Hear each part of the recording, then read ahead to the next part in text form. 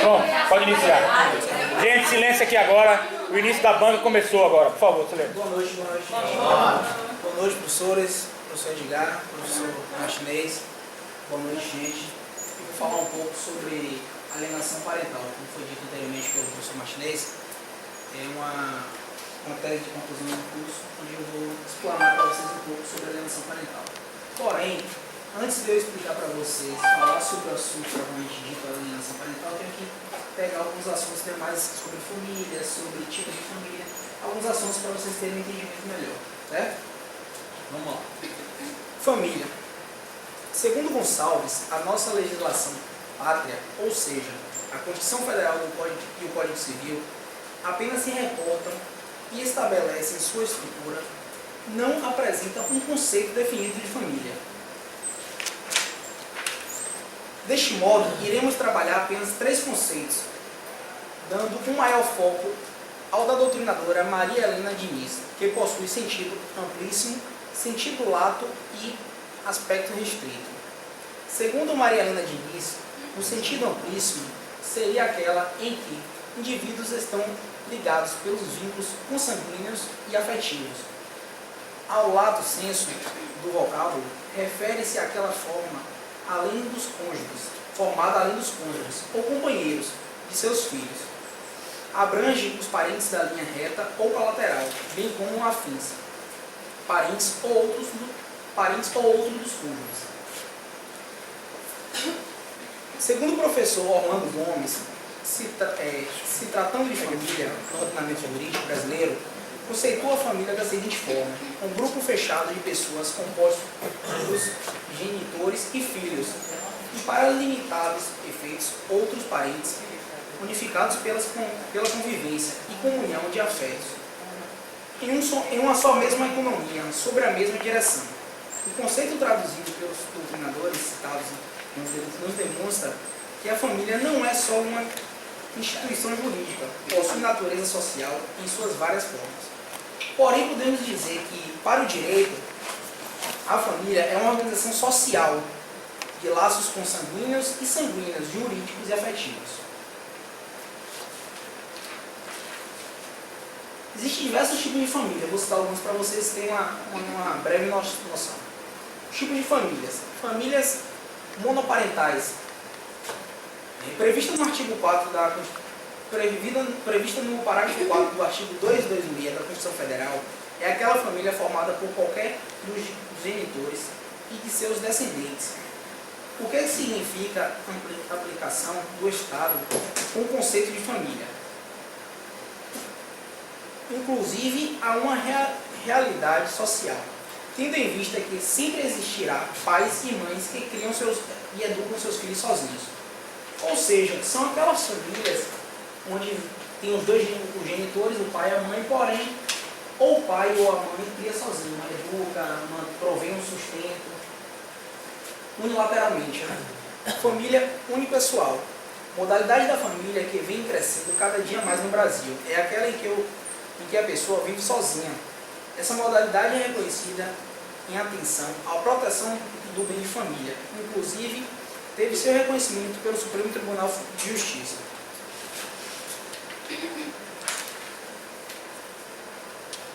Família anaparental. Reconhecida também pelo Supremo Tribunal de Justiça, é aquela formada pela convivência de parentes colaterais, sem a presença de um ascendente, e que representam a afetividade e o ânimo de constituir família. Dias, que é um escritor, ele cita como exemplo 2 irmãs que convivem juntas por vários anos sobre o mesmo teto. Havendo a contribuição recíproca para se formar um acervo patrimonial, ocorrendo a morte de uma delas, não seria justo que o patrimônio fosse partilhado igualmente com os demais irmãos. Afinal, havia entre as irmãs mais que uma relação fraternal. Elas formavam uma família anaparental, devendo o patrimônio ficar integralmente com a sobrevivente. Ou seja,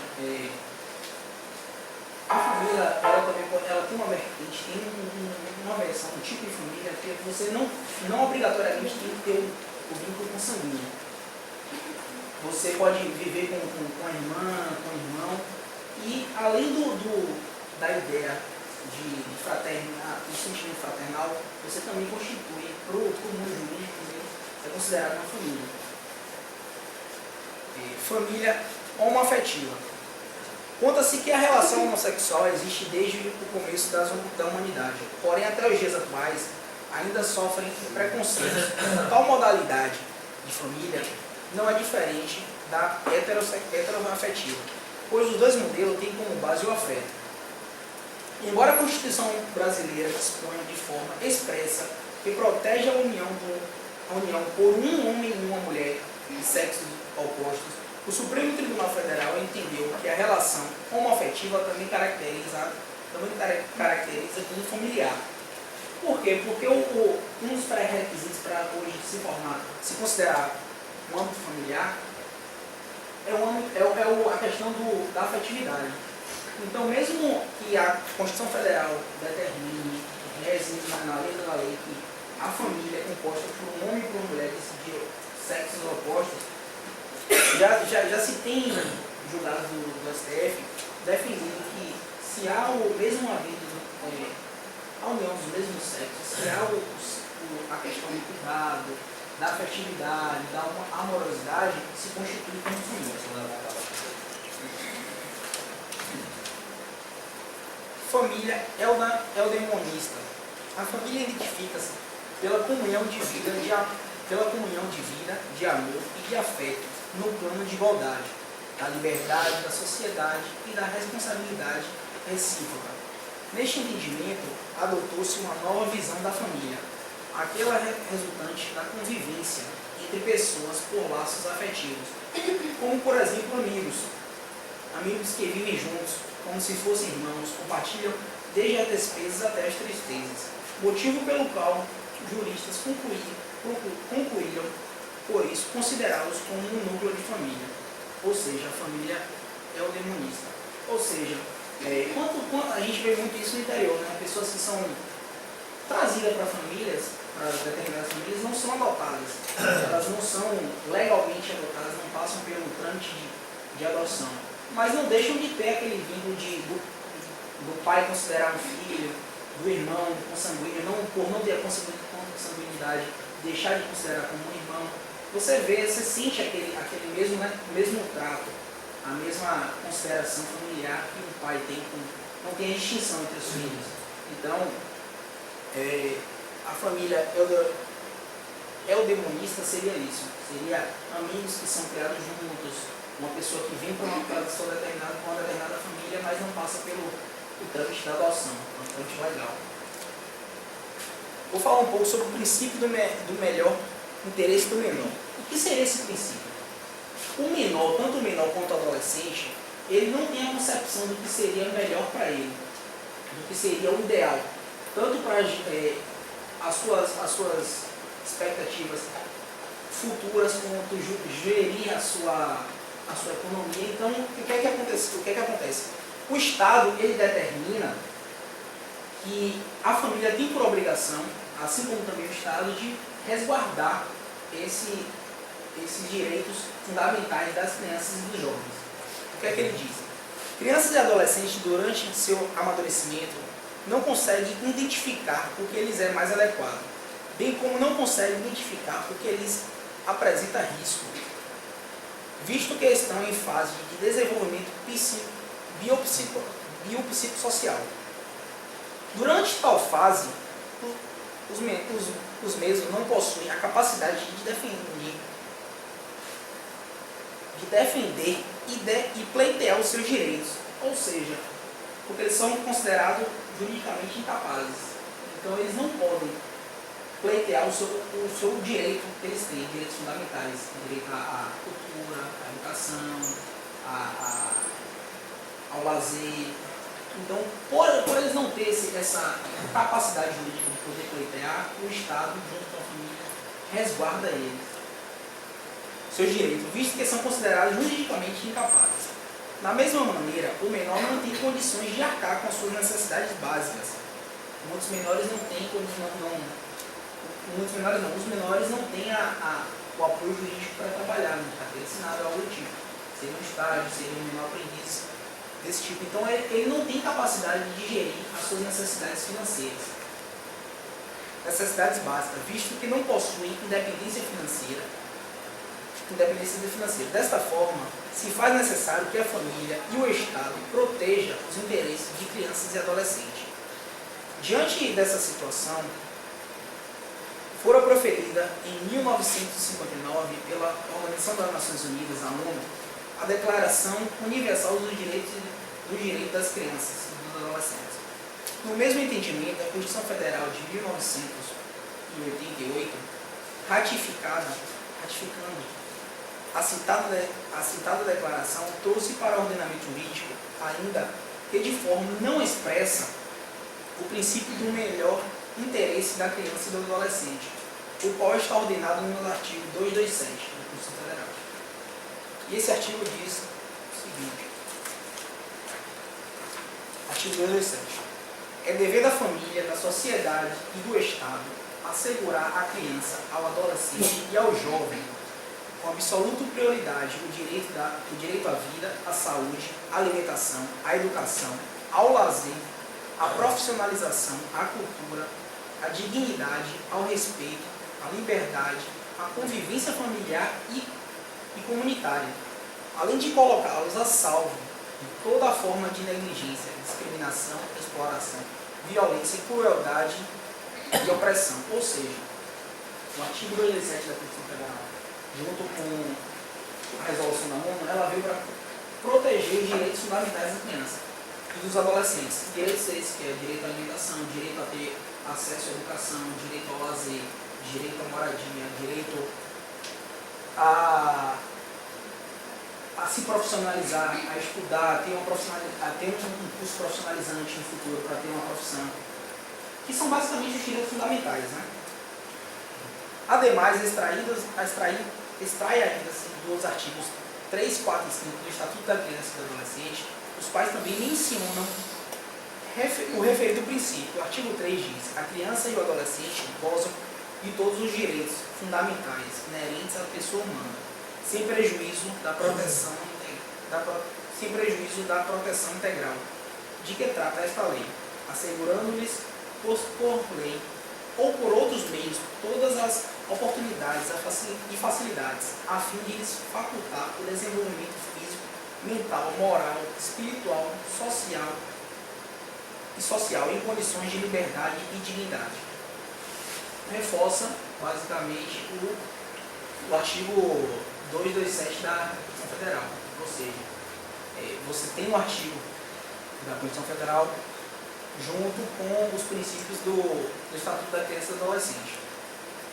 De acordo com o citado princípio, as crianças e adolescentes devem ser amparadas ao máximo por se encontrarem em situação de fragilidade por conta de estarem em desenvolvimento biopsicossocial. Desta maneira, os menores dispõem o direito de atingir a maioridade com suas garantias morais e materiais preservadas. O princípio do melhor interesse do menor veio para garantir às crianças e adolescentes uma formação e desenvolvimento saudável, preservando-os de quaisquer formas de abusos. Por conseguinte, a proteção total que norteia toda a legislação que envolve crianças e adolescentes destina-se para proteger os direitos desses indivíduos, todos os aspectos que lhes forem cabíveis, devendo ser a todos um momento comum, devendo a todos serem observados. Então, assim, o que foi dito até agora é para nortear vocês um pouco sobre família, sobre os tipos de família, os direitos que resguardados pela Constituição Federal, pela Portaria da ONU, o princípio da proteção ao menor e ao adolescente. Por quê? Porque agora eu vou entrar em alienação parental. Vou explicar um pouco para vocês o que seria alienação parental. A alienação parental é qualificada por um conjunto indicativo pelo qual o progenitor alienador transforma a consciência do seu filho através de estratégias de atuação, algumas de natureza inconsciente, outras não, com o objetivo de impedir, obstaculizar ou destruir os seus vínculos com outro progenitor. Ou seja, geralmente a alienação parental se sucede e acontece decorrente de um divórcio. Quando uma das partes, um dos cônjuges não aceita o divórcio ou não concorda, e isso geralmente acontece com quem detém a guarda do menor, acontece de quem tem a guarda do menor, do progenitor que tem a guarda, denigrir a imagem do outro cônjuge. Se for no caso, geralmente a guarda fica assim, a maioria das partes com a mãe sempre tem aquele costume de dizer, seu pai não paga a pensão, não vem te ver, já tem outra família, se separou da gente, me deixou porque já tem outra família, vai ter outros filhos. Então, isso é alienação parental. É quando um cônjuge, um dos progenitores, seja ele o que detém a guarda ou não, porque também acontece com quem não detém a guarda, assim como também não só com os pais, pode ser avós, pode ser parentes, qualquer pessoa que tenha um grau de parentesco e que tenha acesso à criança ou ao adolescente. Então ela tenta desvirtuar, desmoralizar o outro genitor, fazendo com que a criança tente afastar ela, não querendo ver o pai ou o outro genitor, não querendo ver, criando uma imagem ruim do outro genitor. Então o que é que diz? A definição de alienação parental está prevista no artigo 2 da Lei 13.318 de 2010, que diz: considera-se ato de alienação parental a interferência na formação psicológica da criança ou do adolescente, promovida ou induzida por um dos genitores, pelos avós ou pelos que tenham a criança ou adolescente sobre sua autoridade, guarda ou vigília, para que repudie o genitor ou que cause prejuízo ao estabelecimento ou manutenção de vínculos com o próximo. Ou seja, como eu falei, o genitor, um dos genitores que detém a guarda ou não, ele tenta denigrir a imagem do outro genitor, no caso o pai ou a mãe, criando falsas ilusões, como até o próprio professor Martinez falou. Às vezes inventam mentiras, é uma pessoa perigosa, é uma pessoa que te abusou. Então, são basicamente essas qualificações. Na maioria dos casos, a alienação parental está relacionada com o fim do relacionamento, visto que um dos genitores não consegue superar o fim da relação e aproveita do poder de influência que tem sobre a criança para atingir o outro. De forma geral, quem detém a guarda da criança tem uma maior facilidade, não está sempre próxima. Se você tem a proximidade da criança, você consegue ter uma facilidade maior para praticar a alienação parental. Maior facilidade para praticar os atos que alienam o menor, uma vez que a criança já se encontra fragilizada com o fim do relacionamento com seus pais. Porém, a prática da alienação parental pode ocorrer pelo genitor que não possui a guarda. Às vezes o genitor, a mãe tem a guarda, o pai tem a guarda, e o outro genitor que tem as visitas compartilhadas, ou que querendo ou não tem uma possibilidade, tem uma facilidade de ter aproximação com a criança, ele também pratica a alienação parental. Quando a criança vai ao encontro dele, ele quer visita, ele denigra a imagem do outro genitor. A sua mãe, o seu pai, da mesma forma. Só que ele não tem a guarda, não tem a guarda, a tutela da criança.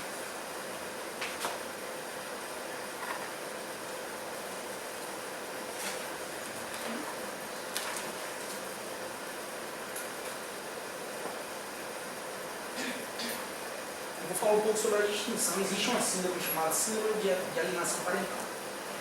A síndrome, ela decorre da própria alienação parental, que é uma síndrome que a criança passa a ter.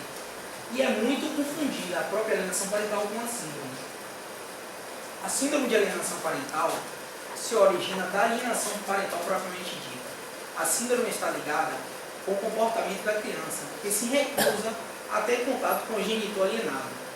Ou seja, quando o genitor vítima, não o que pratica, mas o que é vítima e sofre alienação, a criança geralmente não quer ter o contato, não quer ter as visitas, não quer ter a proximidade, né? Não quer ter o afeto, não quer receber o carinho, mas como também não quer ter a aproximação do genitor vítima, que é alienado. Gardner, que é um escritor, ele diz que a síndrome da alienação parental é um distúrbio da infância que aparece quase exclusivamente no contexto de disputa de custódia de crianças. Sua manifestação preliminar é a chamada chamada denigrição da imagem do corpo ou do genitor contra um dos genitores. Uma campanha feita pela própria criança que não tem nenhuma justificativa.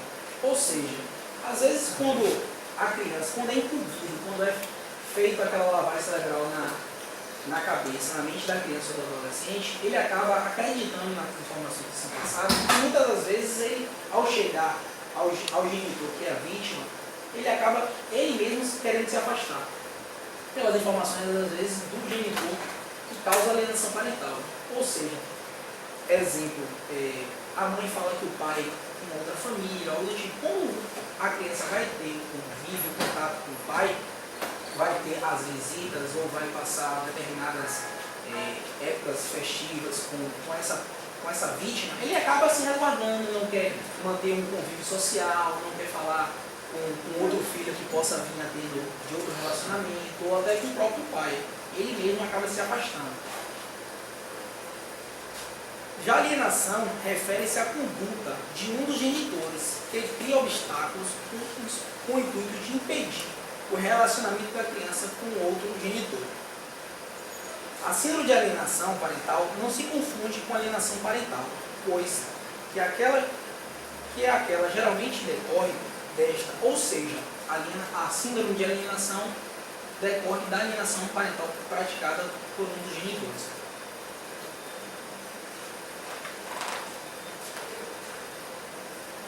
Identificação. Existem algumas formas de a gente identificar a síndrome. O ambiente no qual acontece a alienação parental, em regra, é um ambiente conflituoso, um ambiente com bastante, onde a criança ou o adolescente já vem sofrendo pressões psicológicas pela briga do casal, pela briga dos pais, pelas discussões e às vezes, muitas das vezes, agressões que ele presencia conflituosas. Neste caso, uma das tarefas mais difíceis para o Poder Judiciário, bem como para os profissionais paralegais, é identificar se realmente exige algum abuso aos direitos da criança e adolescente, ou se está sendo implantadas falsas memórias dos menores. Foi como o Martinez estava falando. O problema da alienação parental, tanto da alienação parental quanto da síndrome, é a questão da prova.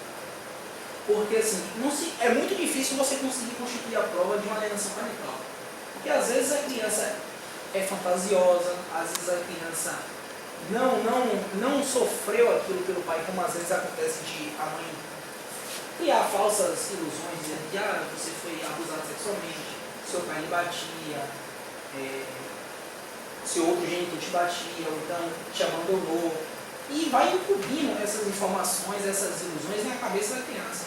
E a criança às vezes acaba aceitando, tomando aquilo como uma verdade, quando na verdade é uma mentira, não aconteceu o que eles fazem. Então, essa questão da prova para a alienação parental é muito complexa, é muito difícil. Assim como o judiciário também tem dificuldade de saber se o que a criança vem sofrendo é uma alienação parental proposta por um dos genitores ou se é uma síndrome. Ou seja, a criança já sofreu e vem na verdade, um resquício, né, da alienação parental. Diante disso, os profissionais que atuam nas varas da família ou varas da infância e juventude devem sempre estar alerta para não tratar o agressor como vítima, isto é, proteger o genitor que está violando a criança, por entender se tratar de alienação parental. Todavia, devem também se atentar à possibilidade de realmente se tratar de uma alienação parental, podendo a medida a ser imposta prejudicar o relacionamento entre o genitor e a criança ou adolescente. Ou seja, se o judiciário, os órgãos competentes, a justiça não consegue determinar se é uma alienação parental por falta de prova, por ser complicado, por ser difícil a questão probatória, a criança pode vir a sofrer. Muito por isso, porque o genitor que pratica a alienação parental não vai ser punido. Muitas das vezes ela vai continuar na guarda do genitor que provoca a alienação parental, produz a alienação parental e ela continua sofrendo aqueles problemas psicológicos, os problemas afetivos de não ter o outro genitor, porque a própria genitora que deveria estar mesmo separada, podendo ajudar no relacionamento entre os pai e mãe e filhos, ela acaba prejudicando. E com certeza a maioria o prejuízo maior sempre é para a criança, para o adolescente. O alienador. O genitor alienador age com o intuito de acabar com o laço afetivo existente entre a criança e o outro genitor, ignorando as disposições constitucionais que estabelecem o direito à convivência familiar. Na maioria dos casos, a alienação parental, os comportamentos alienadores se originam com o fim do relacionamento, separação ou divórcio. Desta forma, a intenção é prejudicar o outro cônjuge. Porém, o alienador não percebe que o mais prejudicado são os filhos, que acabam perdendo os laços afetivos com os outros genitores. Ou seja, como eu falei, às vezes acontece do próprio genitor produzir a alienação parental, mas de forma sem a maldade, sem querer ter a maldade de produzir, mas como uma forma de defesa pelo término do relacionamento, pelo divórcio. Mas ele tem que enxergar e identificar que o mais prejudicado aqui é a criança, porque ele vai perder aquele vínculo afetivo entre os pais, entre o pai e a mãe, mesmo estando divorciados, mesmo estando separados. Então, a alienação parental é isso, é basicamente isso.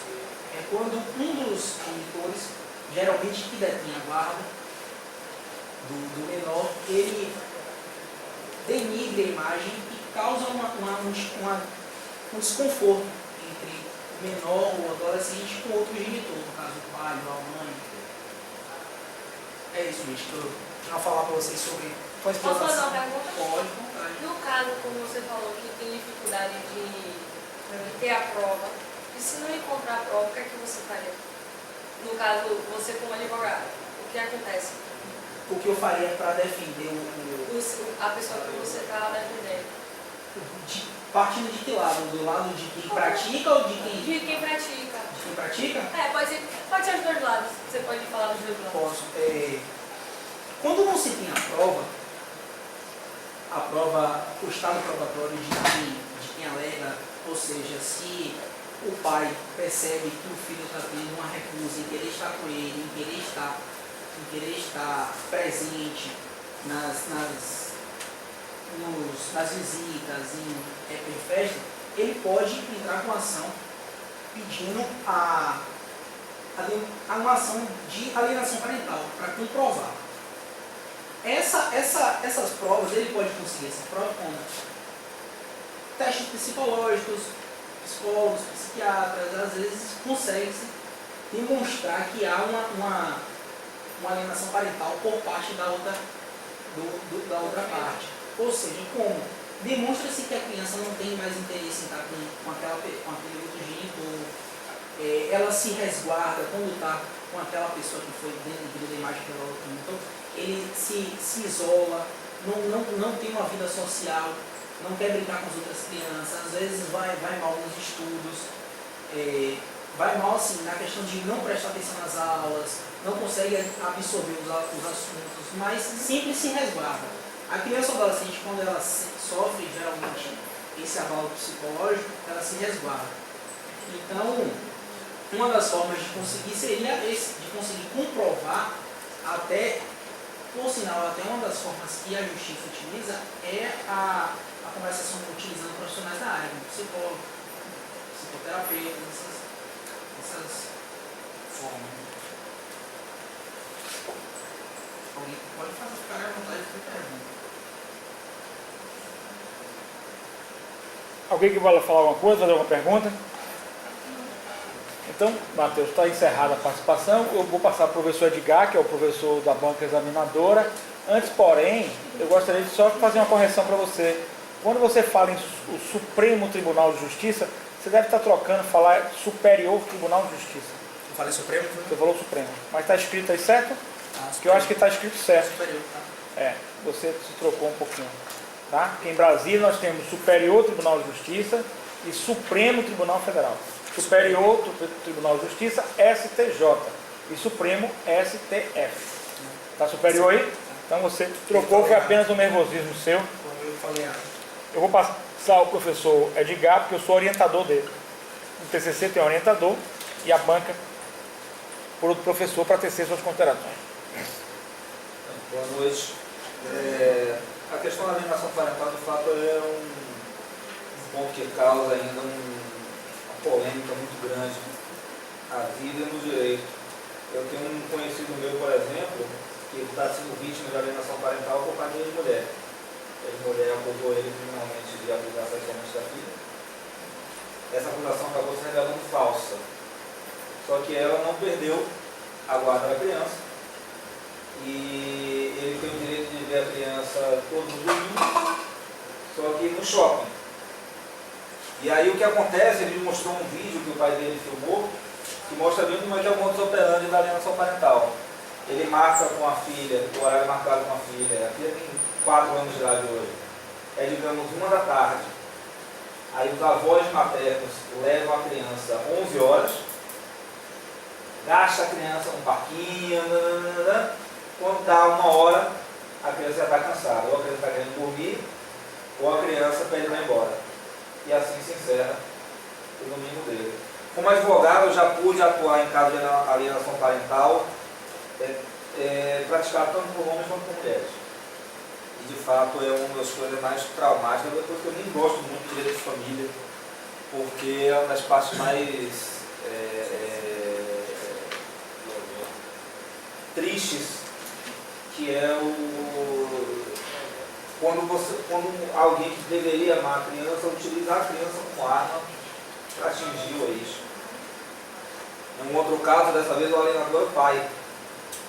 O pai chegou a registrar uma ocorrência alegando que a filha era também vítima de abuso sexual porque a criança de 5 anos de idade dormia na mesma cama eventualmente que a mãe e o atual companheiro da mãe. Apenas pelo fato da criança dormir na mesma cama, uma criança de 4 anos está fora, assustada, vai para a cama da mãe, aí ele inventou uma história de abuso sexual. Quanto ao seu trabalho, eu vi aqui que a sua metodologia foi basicamente encadear os conceitos-chave sobre o tema. Eu achei apenas que faltou meio você fazer um link mais preciso entre uma ideia e outra. Então, por exemplo, você fala aqui, você faz a introdução de família, depois você fala do princípio do melhor interesse da criança, aí você pula para a alienação parental. Falta algo aí nesse meio, que é justamente a fase da dissolução da família. Você não falou como é que ocorre normalmente a dissolução da família e como é que essa fase de dissolução costuma levar à alienação parental. Senti falta também de um maior enfrentamento da questão judicial, como é que os tribunais têm decidido caso de alienação parental. Certo? Do ponto de vista de mérito do seu trabalho, apenas esse é o ponto que eu tenho para salientar. Do ponto de vista do ponto de vista de formatação, chamar aqui a atenção para algumas coisas. No olhômetro, eu percebo que tem muitos parágrafos fora de padrão. Você tem espaçamentos duplos em alguns cantos, espaçamentos simples em outros cantos. Tem uma página aqui que não está justificado o texto, está alinhado à direita, mas não está justificado o texto. Na página 4 há um erro de português na terceira linha, de digitação, certo? Você fala de Gardner aqui, mas você não cita Gardner na referência bibliográfica. Não.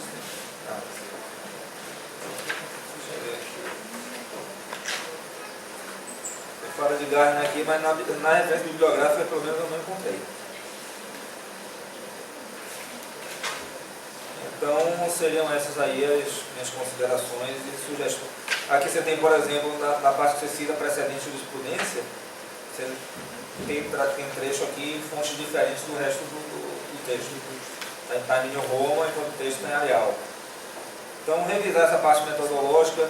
Aqui na página 15 para 16, você tem um espaçamento gigantesco.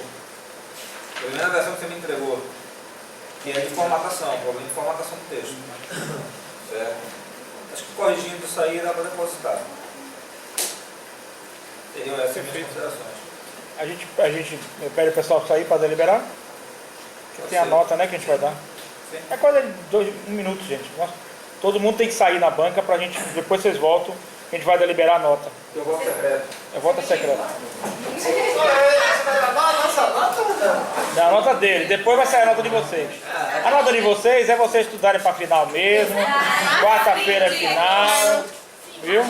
Eu acredito. Até sábado, todas as notas estarão lançadas, certo? Até sábado. Talvez antes. Você também sai. Volte porque depois a gente termina o Como de Bebes aí. Legal?